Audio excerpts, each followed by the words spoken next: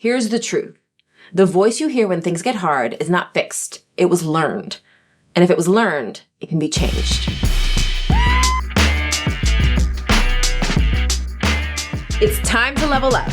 This is Project Swagger, your transformation toolkit. I'm Robin Arson. Let me introduce myself.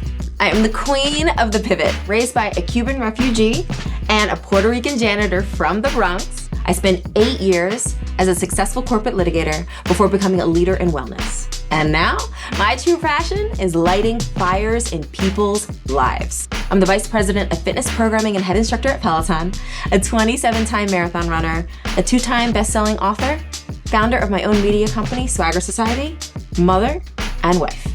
Want to say peace, Atlas? No. Let's talk about swagger. Project Swagger is about alignment and becoming. Swagger isn't a look or a flex. It's knowing who you are and living in a way that backs it up. It's built through hard choices, integrity, and the quiet moments no one claps for. This podcast is for people doing the work to trust themselves and move through life with earned confidence. Every week, I'm going to share a different ritual, routine, or mindset shift that has elevated my hustle. And I challenge you to receive each episode as a call to action. This is where you form your future. Let's fucking go. Self-talk is the first rep. Everything else follows. I wasn't born in an athlete's inner voice. I built it. I didn't grow up feeling confident in sports. I played no sports as a kid. Movement didn't feel safe or natural to me at all. And the self-talk reflected that. I had a lot of, I don't belong here, and I'm bad at this. Becoming an athlete as an adult meant training my mind the same way I trained my body. Here's the truth. The voice you hear when things get hard is not fixed. It was learned. And if it was learned, it can be changed. The real self-talk shows up under strain. When I'm running long, lifting heavy, leading under pressure, or navigating criticism, that's when the voice gets loud. I don't try to silence it, I answer it. Not with hype, with facts. You can take one more step. You can stay here 30 more seconds. Simple, steady language keeps me moving. Let me tell you about how I learned the power of self-talk. Years ago, I signed up for the MS Run the US Relay. It's a point-to-point relay raising money for MS research from the Santa Monica Pier in California to New York City. I had never done this before, and my mom lives with MS, so I was super excited about fundraising for MS research and also putting myself through a physical challenge that I had never experienced before. So it was running 5 marathons in 5 days across the state of Utah. And that was my leg of the race. And the GPS was wrong, so it actually ended up being around 31 miles a day for 5 days. I was acutely aware of that. But my training cycle for that put me right in between my ears. One specific training run, I was doing 20 or 25 miles on a Saturday. And then on a Sunday, I was doing 30 miles. And it was during that 30-mile run, I was all the way up by the GWB, north, kind of near Washington Heights. And I just crumbled. I was on the West Side Highway and I thought, like, you are such a fraud. You're never going to get there. And it was a conversation that I was having with myself. So that inner critic, that inner hater became amplified because I was physically uncomfortable. I felt unsure. I was probably hangry. I ran out of snacks. I didn't even have enough money actually to get home like in a cab if I wanted to. So I felt just completely paralyzed. And I had to decide in that moment if I played these thoughts on a loudspeaker. There was actually a loudspeaker on the park. These people were playing soccer at the park. There was a loudspeaker. And I was like, if I played my thoughts on that loudspeaker in that soccer game, would I be proud of the things that I'm saying to myself? That became part of my training cycle. Training for MS Run the US was figuring out how I was going to speak to myself in a way that supported the identity that I was building and the action items that I needed to achieve and check off to get there.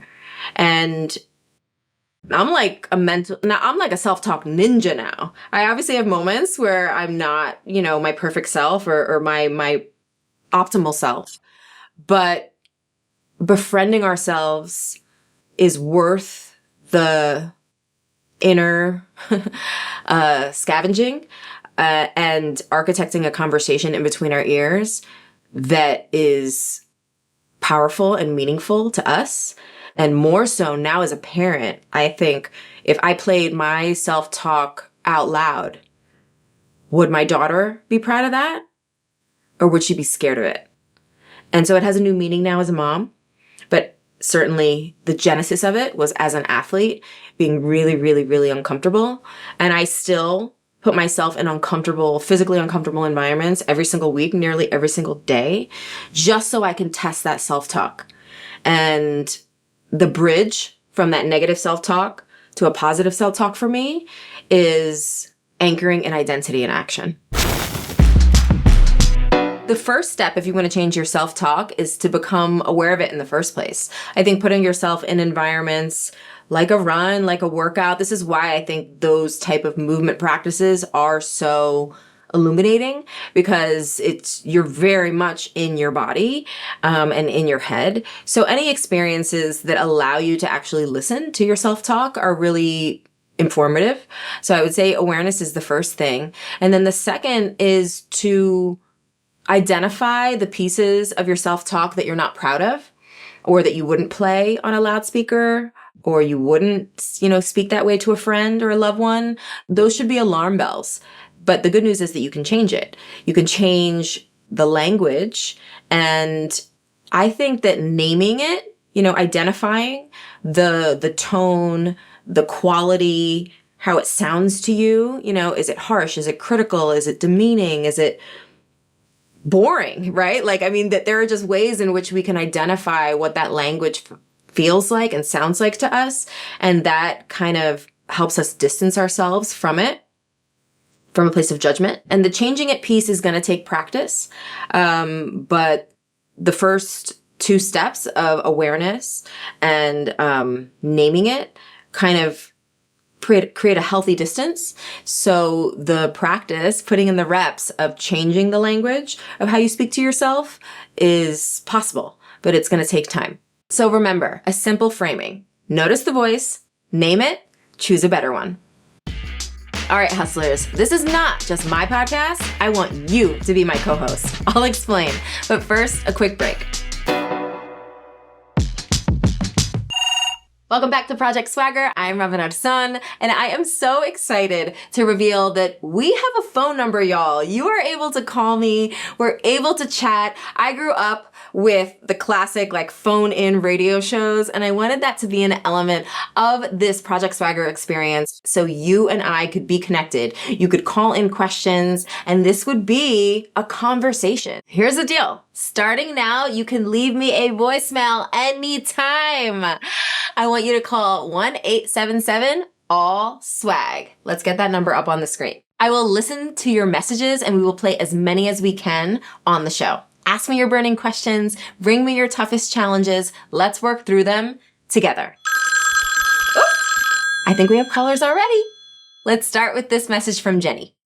Hi, Robin. I've set a lot of goals for 2026, and my mantra is unbothered, meaning I am not bothered to do something if it doesn't fit into my faith, my friends, my family, my goals. It's just not happening. I'm already coming across some struggles, though, where people don't understand that. They don't understand maybe my nutrition goals, or they don't understand my workout commitments, and they're questioning them. How do you deal with negativity? You receive some negativity for things you do online or things you don't do or that people think you should do. How do you handle that? Oh, I love this. By the way, I really miss landline. So Jenny, I want you to imagine that I'm calling you on a landline, girl. Okay? I love that question. So something that I realized a while ago, and Dr. Becky actually has some great content on this. Love my girl, Dr. Becky. When you are in your self-care practices, very few people are going to be like, oh yeah, you inconvenienced me. I'm going to applaud you for it. Whether that's taking time for your workout, nutrition practices. Jenny, you mentioned cleaning out the fridge, getting rid of all the fun snacks. The people in your household who want to eat the fun snacks are probably not going to necessarily applaud that.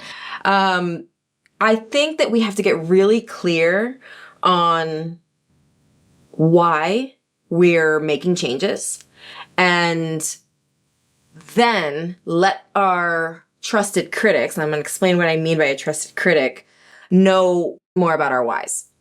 And a trusted critic I see as someone that you respect, admire, and those people who really know you, those are the people whose criticism might have a little bit more weight. And even then, you're still in the driver's seat as to what criticism you allow to be, in the car. We're using that analogy. I think that we just have to get comfortable with the fact that not all of our decisions are going to be applauded. And some of them are going to straight up cause ripples. And then you have to decide whether you're okay with those ripples. Some of the things aren't going to be worth the risk, or uprooting, a family member, or, offending a friend who wants to go out for drinks, but you don't drink anymore. I've definitely had those experiences. Like, I don't go out to bars anymore. You're not going to catch me. You couldn't even pay me enough money to go to a happy hour. And I did lose friends from my 20s when I started getting really into wellness and I stopped drinking. But then I reconnected with the right ones, and I found lifelong trusted critics who really know me. And when they have something to say, I'm listening. Thanks for your question, Jenny. Next up, we have a question from Christine. Hi, Robin. My name is Christine Rogers. I'd love to ask you 2 questions. First, especially in the age of social media, what part of your success looks glamorous from the outside, but actually feels heavy in real life? And second, as a working mother, how do you stay connected to yourself when expectations can sometimes be louder than your own voice? Wow, I love these questions, Christine. Okay, so the first part, what is not as glamorous? For sure, like motherhood, parenthood. I think caregiving is an endurance sport for sure. And it is often messy. I share with levity, things about being a mom, but a lot of that I do keep private. And I think I have young kids, and I'm learning as I go. I told my 4-year-old the other day, like, I've never been mom to a 4-year-old before. We're learning this together. And I think it's okay to have those rough edges of things that we're just trying to figure out. So it's striking that balance between sharing things vulnerably.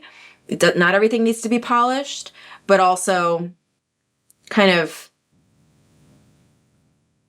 sharing. So Jesse Israel told me something really powerful the other day. He's a big meditator. He started the Big Quiet. He was taught to share from the scar, not the wound, especially as a public figure.